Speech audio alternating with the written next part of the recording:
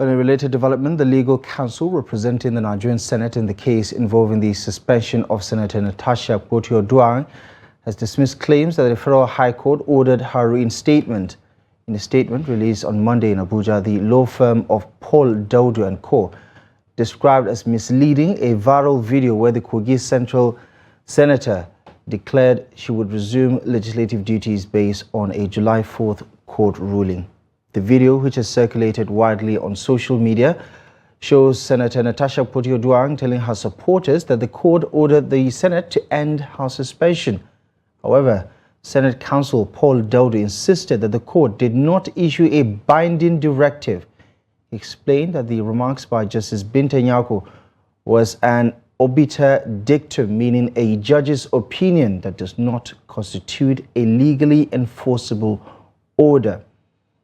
Daudu warned that interpreting such remarks as a court mandate could undermine the independence of the legislature and foster institutional confusion. He also urged the lawmakers' legal representatives to exercise professionalism and restraint to avoid sparking a constitutional crisis or disrupting legislative processes. I believe we can now speak to Barrister Sani Abbas, a legal practitioner, for some insight on what this development means for Senator Natasha's quote-unquote limbo as a senator of the Federal Republic of Nigeria. Barrister, thank you so much for joining us. The senator was gracious enough to clarify her statement, which seemed to have contradicted the earlier video that has been going viral about her planned return on Tuesday. Take us through what we expect to see from the CTC, the certified true copy. Is it any different from the pronouncement the judge made on July 4th? Well, thank you, my dear brother. How are you? Yes, Barrister, we can hear you. Go ahead, please. Now, the Federal High Court had, on the July 4th, 2025, delivered a judgment. And you see, it is quite unfortunate that a lot of persons, instead of being patient to study the judgment and be properly informed about the judgment, then you can now speak to the public. A lot of people are giving opinions even while they haven't read the judgment. Now, if the Federal High Court has declared that the suspension of distinguished Senator Natasha does not conform to the Constitution of the Federal Republic of Nigeria, then the Senate will be left with no option rather than to recall her or exercise their right of appeal on that judgment. I have applied for that judgment. I haven't been able to get it, but from the facts that I have gathered so far, it does appear that the distinguished senator was held to have gone against orders of court by issuing a comic apology to the Senate, and also held that the suspension of the distinguished senator is unlawful and declared that she should be recalled, gathering from the facts in the media.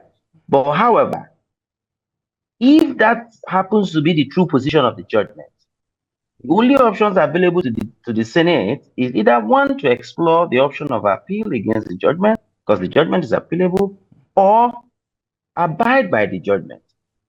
There's no two ways about it. Right. And in talking about the response from the legal counsel of the Nigerian Senate, he says what the section of the media is referring to as a ruling or as a court order is actually a recommendation or an opinion of Justice Nyako, what they call in your parlance obiter dictum. Take us through, whether this is normal practice for the ruling to be different from like an opinion from a judge, for instance. I want to differ a little bit with the learned senior advocate Paul Daudu, very senior legal practitioner. A judgment is a judgment. Yes, a court might might air an opinion. But when when a matter is set down for ruling, the court is delivering its decision on that application solely. There's no, I don't see any issue of an obiter in a judgment delivered by a judge. And when a judge decides to state a matter obiter, the court will clearly come and say, by way of obiter, this is my opinion. But is it enforceable, Barrister? So that's the biggest point. Is it enforceable? An opinion is not enforceable. Right. An opinion is an expression of one's views about a fact. And the only thing you can enforce is orders of court, not an opinion. Right.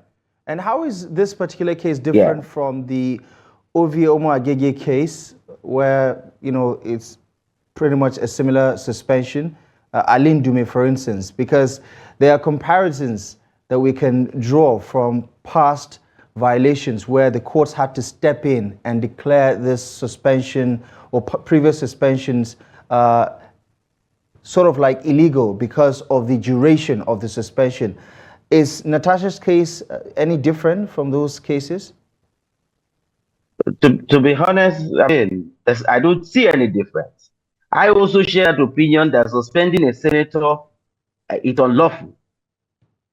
It's unlawful, and if you look at either the standing rules of the Senate, a senator is supposed to attend plenary for at least 181 days, if I'm correct. So suspending a senator, a creation of the Constitution, where the Constitution has stated clearly that every senatorial district is entitled to representation.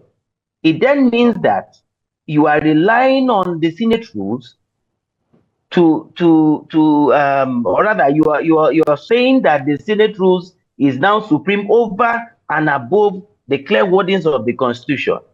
And in a situation where such things happen, Section 103 of the Constitution of the Federal Republic of Nigeria says that any law that is in conflict with the provision of the Constitution is null and void to his level of inconsistency. And so I strongly agree with that position that suspending a senator, let's even leave distinguished Senator Natasha's case aside, suspending a senator, I share that opinion that it's unlawful. Right. And finally, just before we go, what sort of difference do we expect to see on the CTC, the certified true copy? Is there anything different from what the judge read while delivering that verdict or judgment on July 4th? Certainly not. Certainly not. And I'm certain that once that CTC comes out, this whole argument will be put to rest. I also want to believe that it's a declaratory judgment and it takes effect immediately. All right. Barrister Abbas, thank you so much for providing some clarity on this one. I appreciate you for taking the time. Thank you so much. You're most welcome.